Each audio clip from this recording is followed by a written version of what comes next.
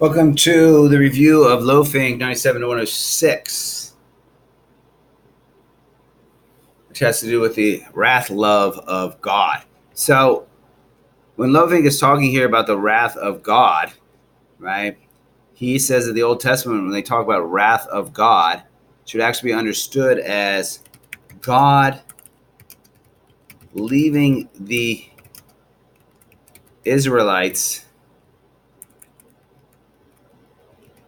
to their own devices.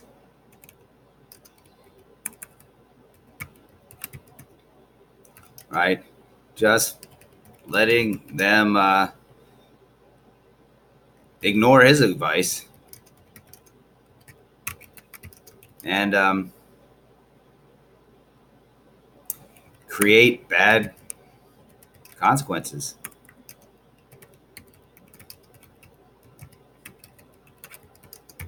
for themselves.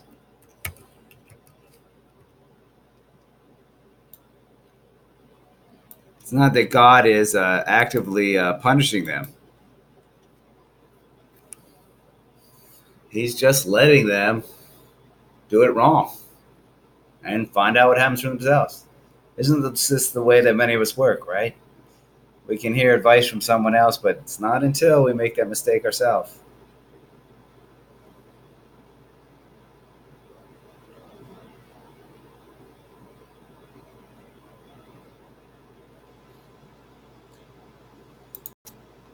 So how is love revealed in this? Well, again, we see love is not forced, right? So first of all, God is not forcing us to do anything.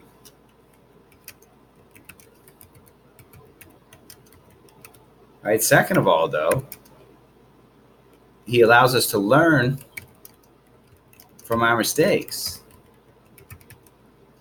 Third of all, he helps us deal with our mistakes.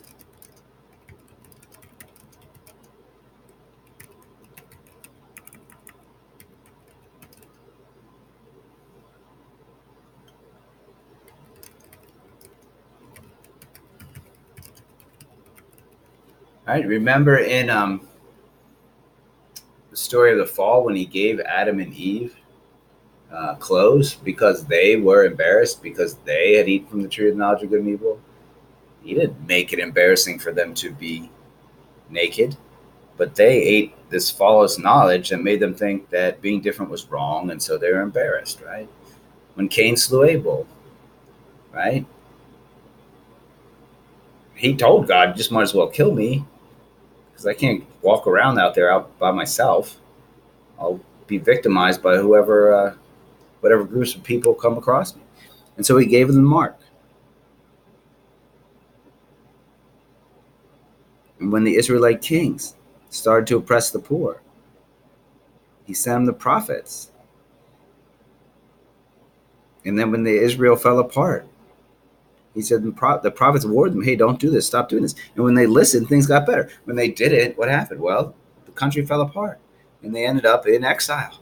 But then in the exile, they also came to understand exactly what this pattern was,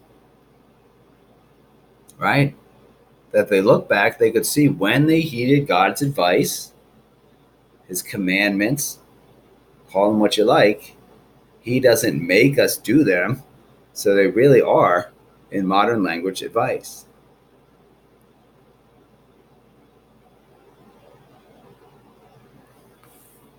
When they heeded God's advice, what happened? Good things. Good things regarding a community of loving persons. Good things regarding what really makes the human soul fulfilled. So Loving talks about the real love of the society of the people of God and the fake love promoted through the cult of tolerance in Western societies today.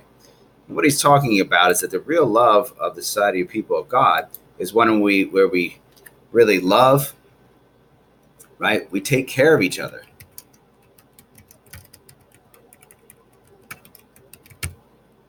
That's the real love, right?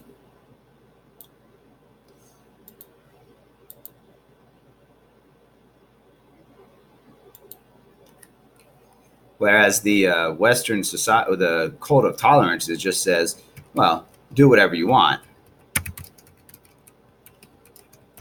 as long as it doesn't bother me.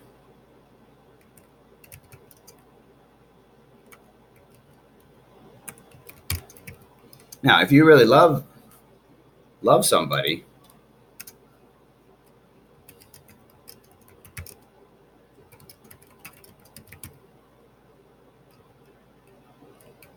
if you really love somebody and they want to do something that's not good for them, you don't just go let them do it.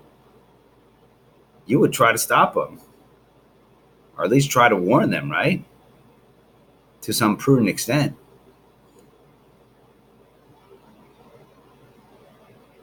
If your friend wanted to drink and drive, you would take the keys, right? That is the society of loving persons. If you say, well, I'm not going out on the road, so go ahead, drive. I don't care. It's not going to hurt me. Or, my family doesn't live around here, so go ahead and drive. You're only hurting yourself. No. Only hurting yourself. That person is not just themselves. They're part of the community of loving persons. They're just as important as you are. Love them as much as you love yourself. Okay, next question. If God always ends up loving the Israelites even after they don't follow his guidance he gives them through the prophets, why does he punish them, right, or allow them to suffer the consequences of their mistakes? Well, it's back up here so that they can learn from them, right, and do it right the next time. And finally, how did the previous writers' vision of the past allow them to find meaning and direction for God's people during and after the exile?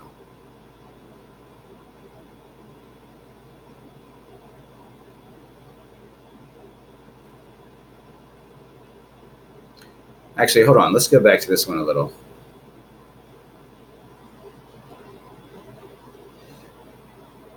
Let's go back to the real love.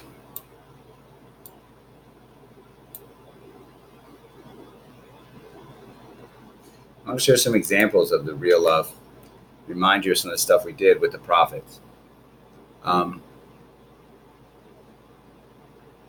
again, you'll see that they're not saying, well, as long as you're not coming after me, I don't care what you do.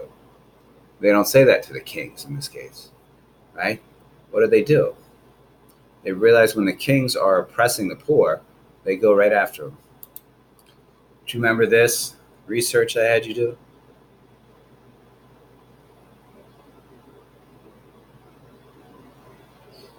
Jeremiah seemed to be a member of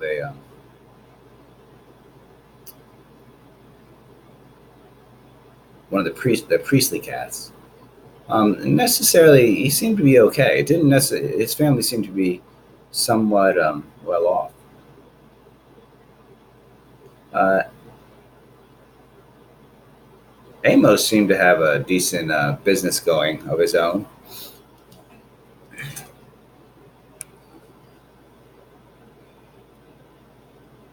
But these prophets, they're not just saying, well, it doesn't hurt me, so don't worry about it. Right? They're coming in to take care of the kings. And ultimately, this is for the king's own benefit.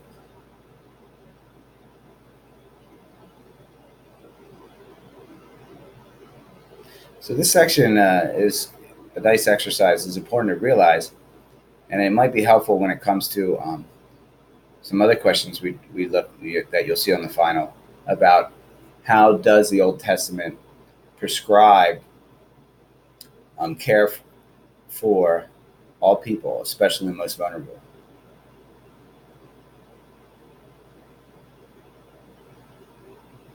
So we see the prophets always not just saying, well, everybody kind of look out for themselves, or just pay taxes to the king and he'll take care of the poor people, but don't worry about it yourself. No, everyone was held to account, because that's a real love. You don't want to let someone hurt themselves. Now, I'm not condoning being a self-righteous person that goes out and does gatekeeping on any type of imprudent behavior. But we see in the prophets they did have a knack for helping Israel by telling the rich and powerful things in a way that they could hear it, helping them understand what they were doing. That following Yahweh means respecting the dignity of all people, preserving the rights of the small landowners, not taking all their land for yourself just because you're more powerful. Helping people who could take care of themselves and others do it and have the resources to do it and the opportunities to do it. And then people who couldn't take care of themselves, right? The rest of us are supposed to voluntarily pitch in. This shouldn't be something that the king was forcing on people either. But you see that kind of prophetic role. It's the people of God don't force things on people, but they will offer advice. They will try to steer you in the right direction. Just like God, right? He gives us the freedom, but he offers us the revelation.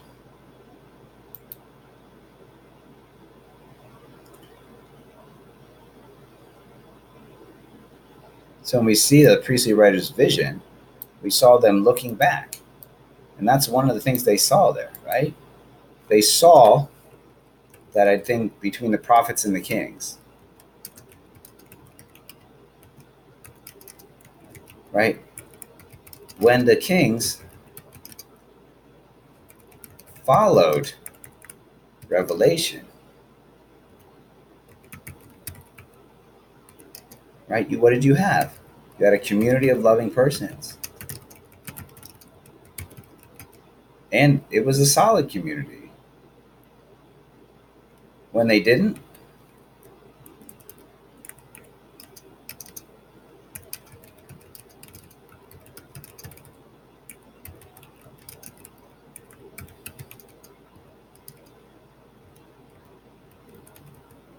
listen to the revelation that the prophets were giving them, there's no community. The community falls apart.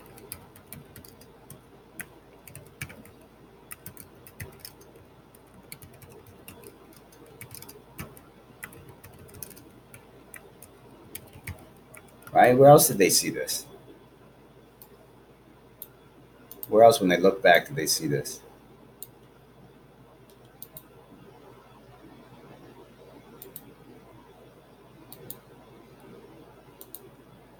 Um,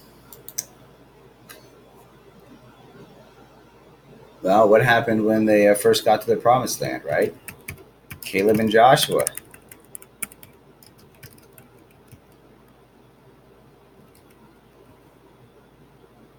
Right? They were the only two that wanted to go in. No one else wanted to go in. And so what? What was the consequence? They had to live in the desert for another 40 years.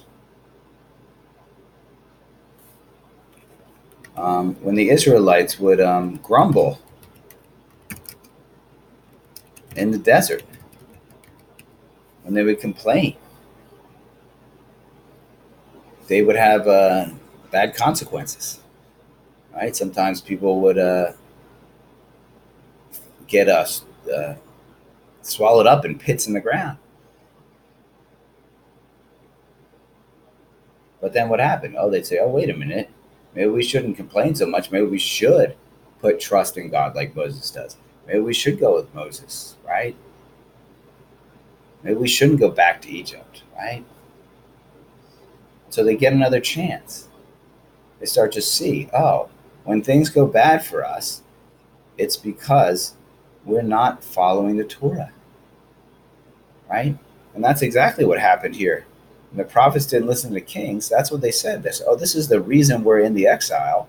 It's because we didn't follow the Torah, right?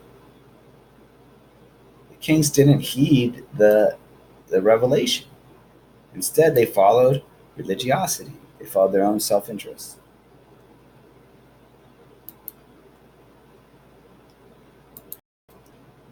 And we see the example here, right? Adam and Eve. They choose not to trust God and eat from the tree of the knowledge of good and evil, and therefore they kick themselves. They leave paradise, right? But what happens? Well, they get another chance, right? And eventually they get the Torah, right? Eventually, right? They get another chance to form the people of God, to re-enter paradise, to become a part of that community of loving persons again. Right? Um, Cain and Abel, right? Cain kills Abel. Bad choice, but what? He gets another chance. He gets a chance to do it again. The flood. Humanity had become so unlawful that people did not see each other as uh, dignified people. Everybody just was out for their own self interest. So what? God gave them another chance. He did a do over with the flood. He started over with Noah and his family. So when they look back, they could see that the hard times came from a result of not taking God's advice, but that God always gave them another chance. And when they learned from the hard times what they had done wrong and how they had abandoned God's advice and embraced religiosity, well, that gave them a chance to get their stuff together, so to speak, and come back and follow God better than ever, and therefore form a better community of loving persons than ever. So again, they look back in the past and they say, "Oh, wait, this isn't the first time we blew it. We always got another chance before. We just got to get focused again, right?" And so that's the way they can look back and see the past, and then that gives them direction and hope in the exile. Oh, okay. We're suffering the consequences of our own actions, but we also get another chance to do it right. So let's do it right this time. All right, hope this helps. Study for the final.